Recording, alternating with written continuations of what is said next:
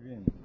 Bueno, pues yo nada, lo primero de todo, expresar mi admiración por el torrente de Beiras, que digno representante de Breogán, ¿verdad? No, Breogán no existe. Bueno, es un invento. Por eso. Ya lo sé que no existe. Es una referencia sobre la que se apoya. Como el rey Arturo. Es como Juan Zuría, ¿verdad? Tampoco existe, y sin embargo sobre eso fundó Arana el mito del País Vasco. ¿Verdad? Bien. Quiero decir, por tanto, que lo que quiero decir es que el discurso de Beiras, pues, es un discurso torrencial y totalmente caótico, a mi entender. Pero ahí está su valor, sin duda, ¿no? Al decir caótico no estoy insultando. Claro, porque el caos nace el orden. Por eso, claro, el cosmos, claro. Y entonces, no, el cosmos seguro no es más, perdóname, ¿eh? Entonces, bueno, bien, vamos a dejarnos de historias, por favor. Joder. Yo creo que... No, es que... Que no estamos aquí filológicamente. Vamos a ver. Quiero decir, lo que yo quiero decir es que cuando he dicho caos y cosmos, no estoy tratando de emplear lenguaje académico, y por eso, porque estamos en la academia, no estamos en un meeting, y por eso interpreto que cuando le he insultado con el nombre de cavernario a ciertos grupos políticos a los cuales yo no pertenezco, pero ha sido un insulto, yo interpreto... Es una definición. No, eso no es una definición, eso es un insulto. Eso es una vulgaridad. Eso es una vulgaridad, decir que es una definición, una cosa ya muy vieja, una vulgaridad. Bueno, pues una vulgaridad. Vamos a... Bien. Quiero decir que cuando se ha dicho cavernario, yo he interpretado, precisamente para no levantarme y marcharme, ¿verdad? Para no levantarme y marcharme, yo he interpretado que estaba refiriéndose al mito de la caverna. No. Y por esa razón no me marcho. Bien. Bueno, total. No lo conocen. Total. Mucho más de lo que tú te crees. Mucho más de lo que te crees. Vamos a... El debate vamos a dejar para el final. Bueno. Es que yo no vengo aquí a debatir con... Pero vamos a dejar el debate para el final. Yo lo que quisiera es expresar simplemente la diferencia de punto de vista y expresar mi opinión inicial de que el debate es imposible. Pero, a pesar de todo, voy a cumplir con el compromiso, ¿verdad? El debate es totalmente imposible porque hace falta unos mínimos principios de discusión comunes, y eso es lo que yo no veo, pero en fin, vamos a ver. Yo voy a atenerme a lo que se me ha pedido, a saber, ¿España es nación de naciones? Bien. Y como estamos en una academia, ¿verdad? Pues voy a empezar exponiendo algo que todo académico, todo que está en una universidad, tiene obligación de seguir y entender aunque le aburra, ¿verdad? Aunque le aburra. Lo que voy a hacer es simplemente un análisis lógico del concepto de nación de naciones. ¿Entendido? Voy a hacerlo del modo más sencillo e imaginable, desde un método escolástico. Porque yo soy marxista, pero antes soy aristotélico, y también lo era Marx, y escolástico, tomista, ¿verdad? Y lo de derecha e izquierda yo no lo entiendo ya está bien de declararse de derecha y de izquierda. Yo estoy hablando lo que voy a hablar. Voy a hacer un análisis lógico del concepto de nación de naciones, porque si no, no entiendo la forma de poder sencillamente decir dos palabras más que sencillamente decir opiniones, insultos, opiniones históricas totalmente desilvanadas, y entonces es imposible. Bien, por lo menos yo creo que con este análisis lógico habrá un punto objetivo de referencia. Bien. Además me atengo a lo que se me ha pedido. Nación de naciones, esto es el tema del asunto. Nación de naciones. Esta es una expresión que desde el punto de vista gramatical tiene la forma de un genitivo reduplicativo. Es decir, es un genitivo que en lugar de aplicarse a otra cosa, como por ejemplo temor de Roma, pues es temor del temor, diríamos. Nación de naciones. Nación de naciones.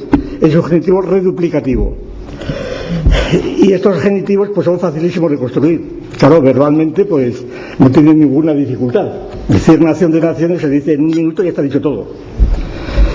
Pero el hecho de que gramaticalmente no tenga ninguna dificultad, tampoco la tiene decir, dificultad ninguna tiene decir decaedro regular. Muchas veces he puesto este ejemplo. ¿Cuánto cuesta decir decaedro regular? No cuesta nada. Y muchas gentes dirán, hombre, pero decaedro regular, qué bien suena esto. Aunque se diga decaedro regular de un modo fácil, decaedro regular no significa nada, porque el decaedro regular es imposible. Porque el decaedro regular no cumple las leyes de Euler. Por tanto, el que dice decaedro regular es un majadero que no sabe lo que dice. Entonces, el nación de naciones, pues es lo mismo. Nación de naciones, vamos a seguir un análisis rápido, claro, para no consumir todo lo que me queda, un análisis rápido, haciendo un análisis de sintaxis lógica del lenguaje, que decía Carnot, en los 3 planos correspondientes, a saber, el plano de los términos, el plano de las relaciones y el plano de las operaciones. El plano de los términos, aquí los términos son clases, pues la nación de naciones es un genitivo reduplicativo en donde la nación se sobreentiende como una clase, o se podría entender, y se reduplica a sí misma. Hay una serie de condiciones que no voy a entrar porque es muy largo de explicar, pero voy a poner unos ejemplos rápidamente. Cuando tratamos de clases, sean distributivas, sean atributivas, entonces, pues la reduplicación a veces es posible, a veces no. Por ejemplo, si yo digo cubo de cubos o hexaedro de hexaedros, ¿verdad? Un cubo de cubos es perfectamente posible, porque con un cubo yo puedo juntar cubos y hacer otro cubo. Si yo digo triángulo de triángulos equiláteros, trazando las medianas, con un triángulo puedo obtener otros triángulos hasta el infinito triángulo de triángulos, no tiene ninguna dificultad. Y así sucesivamente. Y para expresar cuestiones más populares, si yo digo docena de docenas, una docena de docenas es una clase de clases, una docena de docenas. Y si digo 1.000.000 de millones, bien. Ahora bien, si yo digo, por ejemplo, si yo digo, pues, icosaedro de icosaedros, ¿verdad? Ya no quiere decir nada. O simplemente si digo círculo de círculo ya no quiere decir nada. A pesar de que gramaticalmente parece lo mismo. No quiere decir nada porque las condiciones de esas totalidades que tienen que tener para que sea consistente el genitivo replicativo, pues son muy precisas y principalmente tiene que jugarse con todos los holoméricos, en fin, una serie de circunstancias que se supone que no puedo explicarlo, ¿no? Porque me consumiría una hora y tenía una pizarra. Simplemente la idea central es que aplicado a clases hay situaciones en donde es posible, donde tiene sentido, es consistente decir cubo de cubos, y hay situaciones donde no tiene ningún sentido, como es el caso de este que he puesto de decaedros o de círculo de círculos. Luego hay otros genitivos reduplicativos donde no son clases, sino que son relaciones. Por ejemplo, si digo padre de padre, padre de padre de padre, ¿verdad? Si digo rey de reyes, son todas relaciones, cuadrados, cubos de relaciones, en donde unas veces tienen sentido, otras veces no tienen sentido. Otras veces los productos relativos resulta que hacen inútil la relación porque el padre del padre es el abuelo, y así sucesivamente. Y por último, hay otra posibilidad sintáctica de los reduplicativos que son las operaciones. Cuando yo digo producto de productos, suma de sumas, ¿verdad? O derivada de derivadas, derivada segunda, tercera, etcétera, estoy haciendo reduplicaciones de operaciones. Que aquí tendría aplicación en política si interpretamos las operaciones debidamente, pues como pueda ser votar o lo que fuera. Entonces, la tesis que yo sostengo es la siguiente. El concepto de nación de naciones es, desde el punto de vista lógico, a ver en qué condiciones, es un concepto contradictorio, inconsistente, imposible, que no tiene sentido. Es como decaedro regular. No tiene ningún sentido. Cuando hablamos de nación política, que aquí está la madre del cordero, de nación política. El concepto de nación es un concepto que tiene muchas acepciones, pero que no son simplemente desconectadas unas con otras. Y este es el error monumental, el error de los historiadores, de los politólogos, incluso de los eruditos, que van buscando acepciones distintas y las coleccionan unas tras otras como diferentes acepciones de una enciclopedia. Resulta que estas diversas acepciones de concepto de nación están entre sí vinculadas internamente y tienen una estructura interna como la que pueda tener pues una clase de clases taxonómicas zoológicas, por ejemplo, como la clase de los vertebrados, ¿verdad? Los vertebrados pues se van exponiendo en diferentes géneros, especies, y resulta una ordenación de vertebrados que están perfectamente articulados unos con otros, ¿verdad? Que si los peces, los anfibios, los peces, etcétera, etcétera. Los anfibios, los reptiles, etcétera, los mamíferos, las aves. Entonces, igual pasa con el concepto de nación. El concepto de nación, pues como es bien sabido teóricamente, de hecho no lo sabe nadie, porque de hecho no lo sabe nadie. Vamos a ponernos la cosa en serio. De hecho esto no lo sabe nadie, prácticamente nadie. Sabe las acepciones sueltas, pero no las han coordinado. Nación es un concepto originalmente biológico, que viene del verbo nascor, como esa viene, que viene de nacer, del verbo nascor, y se aplica originalmente al organismo individual.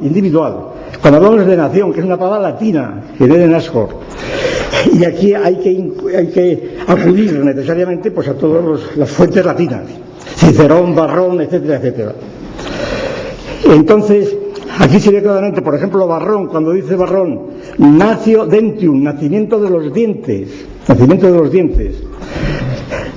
quiere decir que los dientes nacen y que los dientes son nación, que hay una nación de los dientes, que son las encías abultadas, ¿verdad? Hay que tener en cuenta con esto una idea central, que esto ya no ya los politólogos, ni siquiera los más sabios, ¿verdad?, teóricos del Estado y de la nación, advierten que el concepto de nación es un concepto oblicuo, y si alguien no entiende lo que es un concepto oblicuo, pues peor para él. ¿Entendido? Un concepto oblicuo es un concepto que supone una plataforma distinta desde la cual se hace el concepto. Ejemplo rápido: cuando yo digo desde Asturias Extremadura es un concepto oblicuo visto desde aquí, ¿verdad? Visto desde aquí, o simplemente cuando digo sur. Cuando digo ahí, ese concepto es oblicuo con respecto al ego que habla. Esto se opone a los conceptos rectos, y la cuestión es de esencial importancia, porque si el concepto de nación lo tomas como un concepto recto, estás sustancializándolo, estás haciendo ahí una realidad que no existe. El concepto de nación es oblicuo. Pero en todos los casos, en el caso primero que he citado, es biológico, el concepto biológico de nación de los dientes, del organismo. Si se dice que una encina abultada es nación, lo dice, es porque estoy viendo la encía abultada desde un diente que ya ha salido. Es decir, el que sabe que la encía abultada es la nación del diente, es porque sabe lo que es el diente. Por tanto, está situado en la perspectiva del diente ya nacido, adulto, es decir, está en una plataforma oblicua. Y este concepto de nación biológica individual, nación del individuo, se amplía después también zoológicamente al grupo de individuos zoológicamente considerados, como puede ser un rebaño, ¿verdad?, que también es una nación, en el mismo sentido. Pero este concepto de nación, cuando empieza a tener relevancia no ya biológica, sino relevancia pues antropológica, todavía no política, pero antropológica, es cuando empieza a ser visto como un concepto oblicuo de una plataforma distinta. ¿Cuál es esta plataforma distinta? Pues es la plataforma de una sociedad política, y concretamente en latín, en Roma, el Imperio Romano. Ahí es cuando es la plataforma de las naciones. La nación es entonces grupos humanos que proceden de una estirpe, que forman una nación de carácter étnico, y nación en étnico equivale en latín o es lo mismo que la palabra gentes, las gentes, ¿verdad? Las gentes. Muchas veces cito un libro famoso de Arnovio, un erudito de la época de Diocleciano, que escribió un libro titulado Adversus Gentes, que tradujo San Jerónimo por Adversus Naciones, contra las naciones. Gentes y naciones vienen a ser lo mismo. Es el apóstol de las gentes de San Pablo, la suma contra gentes de San Tomás, es decir, las gentes son naciones. ¿Y por qué contra gentes? ¿Por qué contra gentes? ¿Por qué contra las naciones? porque las naciones están vistas oblicuamente desde el Imperio Romano como unos grupos humanos organizados prepolíticamente o con una política muy primitiva, tipo jefaturas o ni eso siquiera, en donde, como estaban organizados los suevos, por ejemplo los suevos, un poco más de la única nación que yo veo etnológica que en España es pura hoy día, que es los gitanos, la etnia gitana, ¿verdad? Que es una nación gitana, ¿verdad? Está a un nivel parecido pues a los quechuas en fin. Entonces, la idea de nación desde el punto de vista del Imperio Romano es la idea de unos grupos que merodean por la periferia del Imperio Romano y que naturalmente no están integrados en él y que son paganos, es decir, bárbaros. ¿Por qué son paganos? Porque vienen del campo, porque no viven en la ciudad, que se ha convertido ya al catolicismo, al cristianismo, y no se han enterado que en la ciudad pues hay que ser católico, hay que ser cristiano, y por eso son paganos. Y cuando los reinos sucesores sustituyen al Imperio Romano, y cuando estas diferentes naciones van integrándose en las diferentes sociedades políticas y van creando los reinos sucesores, por ejemplo, entonces estas naciones integradas no tienen sentido político, no tienen ningún sentido político, hasta que lo logran tener como natural. Y cuando los propios visigodos, cuando vienen a España, vienen bajo las banderas del Imperio Romano, como habéis sabido, Honorio, etcétera. Es decir, políticamente forman un reino posteriormente, forman reinos sucesores, pero en principio son naciones que se introducen, que se van mezclando, disolviéndose con otros hispanorromanos o con otras estructuras sociales que había ya establecidas, en donde la lucha es permanente precisamente porque es lucha de razas, de reinos y de clases totalmente, continuamente. Eso de las vagaudas en la época de los suevos. En España eso es clarísimo y está muy estudiado y muy conocido. Entonces, si pasamos al siglo XIII, XIV, XV, etcétera, ¿qué significan naciones? ¿Qué significan las naciones? ¿Qué significa la palabra nación en Francia, en España? ¿Qué significan naciones? Pues significa lo siguiente. Por ejemplo, en los mercados de Brujas, de Medina del Campo, etcétera, naciones son pues los grupos de mercaderes que van al mercado común, bueno, al mercado de todos aquellos, a vender sus productos con denominación de origen, ¿verdad? Esas son las naciones. En la universidad, ¿qué son las naciones? Las naciones son los grupos que vienen a las ciudades donde hay universidad a estudiar y vienen por naciones. La nación asturiana, la nación gallega, que van a Salamanca, por ejemplo, a estudiar. Son naciones. ¿Y en el ejército qué ocurre? Pues las naciones son los grupos de gente que van a luchar reclutados por el rey o por el emperador. La famosa nación asturiana del poema de Almería de Alfonso VII, ¿verdad?, donde describe cómo la nación asturiana despliega las alas, va junto con otras naciones a formar parte del ejército de Alfonso VII en la toma de Almería. Texto este famoso, que es muchas veces aludido por los nacionalistas astures, diciendo que claro que ya en tiempo de Alfonso VII Asturias era nación. Claro que lo era, pero una nación precisamente étnica, de carácter étnico, no político. Precisamente van a luchar en las tropas de Alfonso VII el emperador, que era el político. Esa era la entidad política. Y estas naciones que van formándose, integrándose enteramente en sociedades políticas, estas naciones son precisamente no políticas, es decir, no tienen nada que ver con la política. Hay un caso particularísimo, que es el caso español, el caso de España, en donde se va creando, por razones que no es cosa de analizar ahora, se va formando una nación que nosotros llamamos nación envolvente de las demás naciones, claro está, que existen. Se va creando una nación envolvente por este motivo, por esta razón.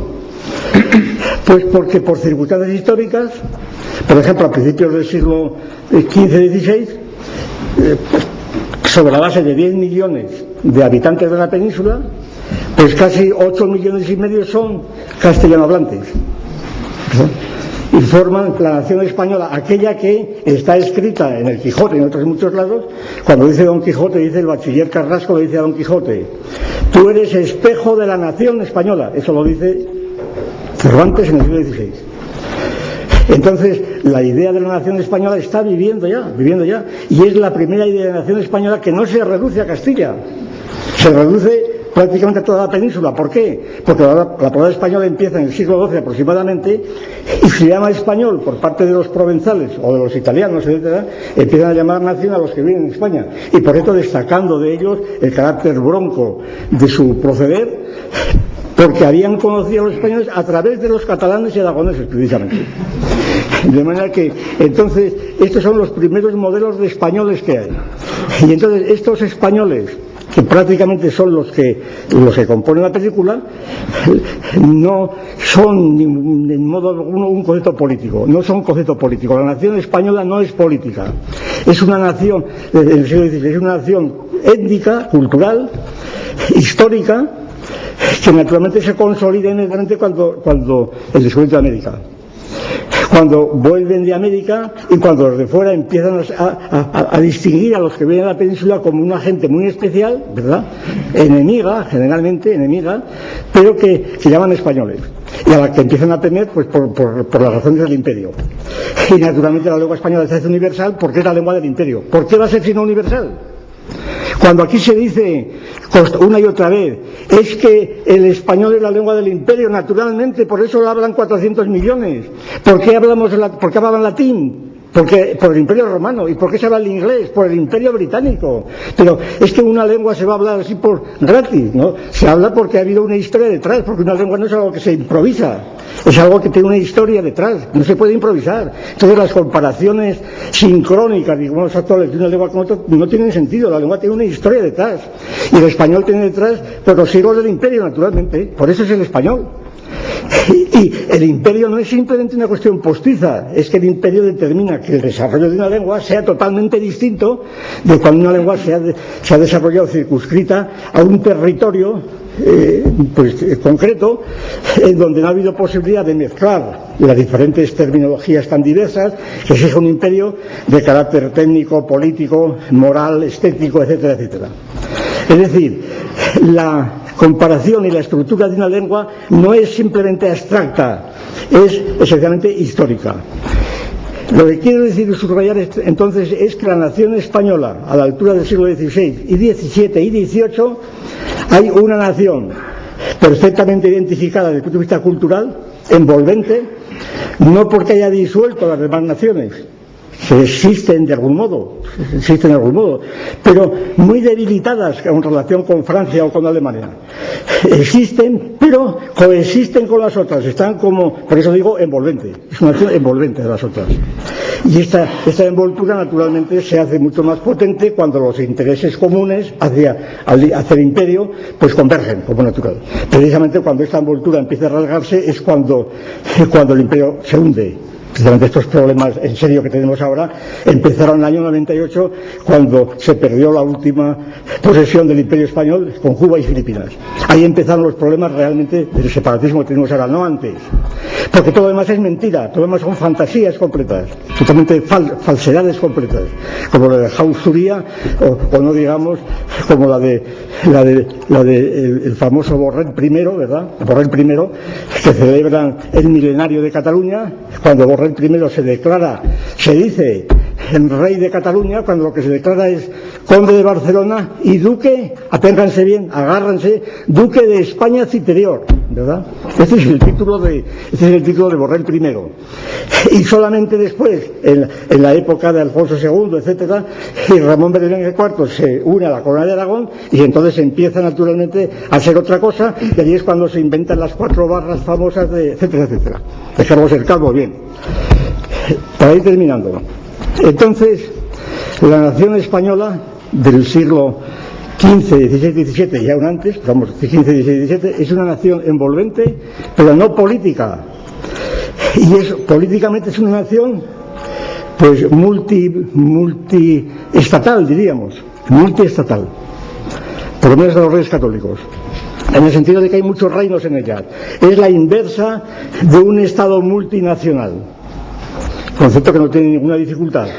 Hay estados multinacionales como era la Unión Soviética, por ejemplo, la época de Stalin, la época en que Stalin pues, puso en ejecución su famoso concepto de nación, adaptado precisamente a esa situación.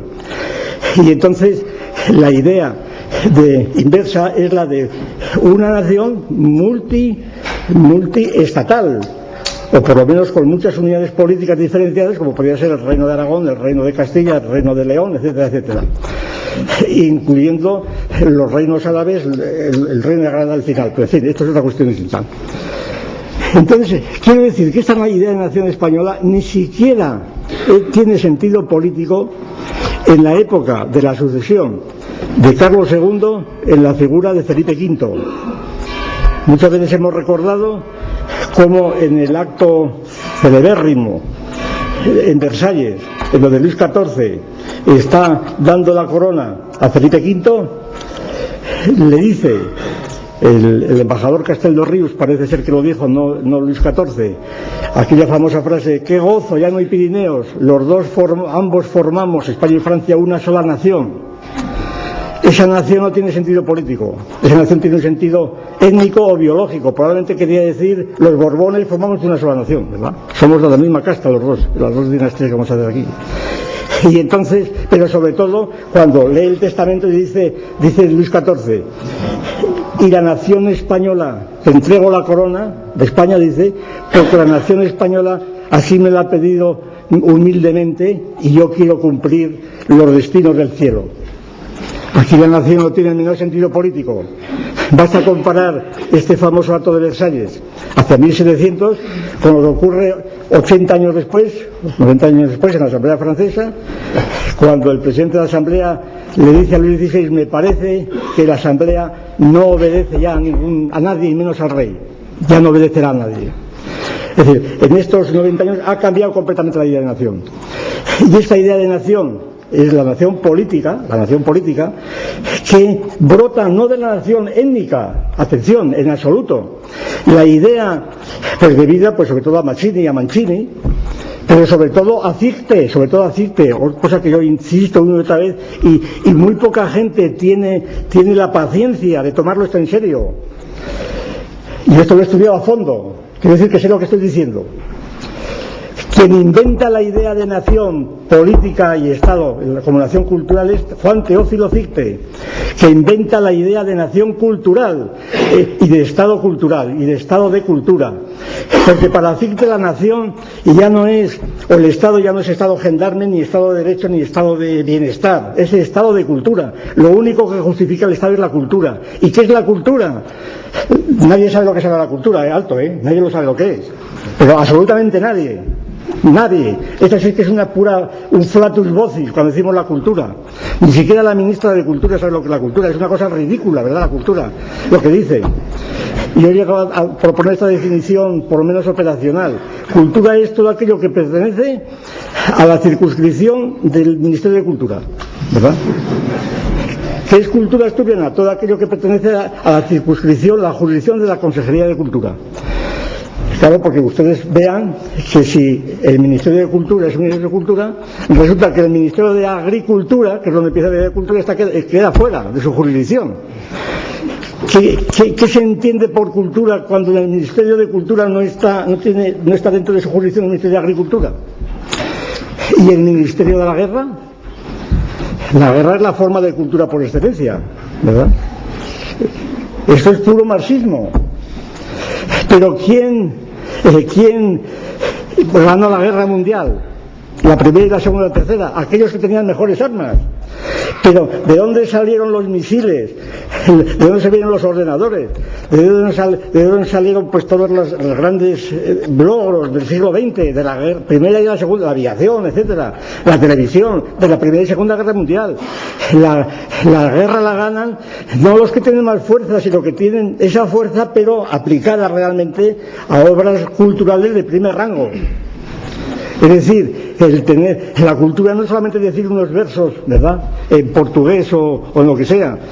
La cultura, ¿verdad?, la cultura es tener misiles, por ejemplo. Y el que tiene versos y no tiene misiles, pues le recuerdo aquellas palabras del Papa y de Stalin, que iban muy cerca, ¿no? Pues, ¿cuántas divisiones tiene usted, verdad? ¿Cuántas divisiones hay? Bien, total, Quiero decir, a Stalin le estimo mucho, yo a Stalin todavía le venero a Stalin. Entonces, la idea de cultura, pues es de Fichte. ¿Y por qué? Yo he tenido la tesis, aquí no puedo exponerla, pero tengo obligadamente que citarla, que la idea de cultura que utilizamos ahora, la idea de cultura subjetiva que ya viene de antiguo, la cultura animi, la cultura en el sentido de crianza, la cultura objetiva, lo que se entiende por cultura objetiva, hay consenso universal en que esta idea aparece a final del siglo XVIII, con Herder principalmente y otros, ¿verdad? Esta cultura objetiva, ¿de dónde viene? Si es que sale de la cabeza de Herder y de los alemanes así por las buenas, no. La cultura objetiva, lo que llamamos cultura, tiene un origen, y este origen, por lo menos es la tesis que he defendido, este origen está en la idea de la gracia, la idea del reino de la gracia, el reino de la gracia que dividía al universo en dos mitades, como todos recuerdan, porque todos han sido católicos o lo siguen siendo, o han estudiado el catecismo, el reino de la gracia y el reino de la naturaleza. El reino de la gracia es el reino de lo sobrenatural, es decir, es lo que hace como gracia elevante, como gracia santificante, gracia medicinal, lo que eleva realmente al hombre de su condición animal a un estado superior, es la gracia. Ahora bien, cuando la idea de la gracia o el reino de la gracia desaparece por razones muy conocidas, el racionalismo, la ilustración, la reforma empezando, el Espíritu Santo que da la gracia se eclipsa, ese Espíritu Santo se eclipsa y ya no sopla donde quiere, sopla, ¿verdad?, ese espíritu en forma de espíritu del pueblo, el famoso Volksgeist, sopla en forma de espíritu del pueblo en un pueblo, y lo que le sopla no es la gracia, es la cultura. Y el que tiene esa cultura tiene derecho a ser un Estado y tiene derecho a inventarse a Breogán o Hamfuria, ¿verdad? Es decir, porque es su propia cultura. Y esta idea de cultura de Fichte va rodando a todo el siglo XIX y hace su salida al público con Bismarck en la lucha por la cultura, el Kulturkampf famoso. Allí, y de ahí pasa todas las legislaciones, donde el Ministerio de Cultura empieza a ser central. En la Constitución Española del 78, como sabemos, artículo 44, se dice: el Estado velará porque todos los españoles tengan acceso a la cultura. Fíjese, todo el mundo escucha sin decir nada. Yo he preguntado a algunos padres de la patria: oye, ¿a qué cultura os referíais? ¿A la cultura azteca? ¿Verdad? ¿Es que los españoles no tenemos derecho a la cultura azteca? ¿O a la cultura egipcia? ¿O a la cultura cretense? Hombre, no se sobreentiende. ¿Qué? Ahora vemos la ambigüedad de aquella Constitución, la completamente ambigua. Aquello no lo hicieron por ignorancia, sino por malicia, porque si decían cultura española, inmediatamente saldría Jordi Pujol diciendo que el Ministerio de Cultura había que eliminarlo de Madrid, que el Museo del Prado era lo sumo el Museo de Pintura de Vallecas, y que había que hacer las culturas autonómicas, nacionales, que son las verdaderas culturas, y que el resto era una superestructura, ni siquiera una nación, pues ni siquiera un imperio. Esto lo dijo ya Prat de la Riba, y esto es mucho, ¿verdad? ¿Por qué? Porque el único imperio que ha existido no ha sido el imperio español, que es un imperio de pura ficción, sino ha sido el imperio catalán. Eso para que se entiendan bien. Eso es Prat de la Riba y toda una serie de historiadores que le siguen después, entre ellos el propio Pujol. Y Soldevilla, un libro famoso de Soldevilla en la época del franquismo, que se leía mucho, una historia de España de Soldevilla, donde también dice que el imperio catalán fue el primer imperio. Bien.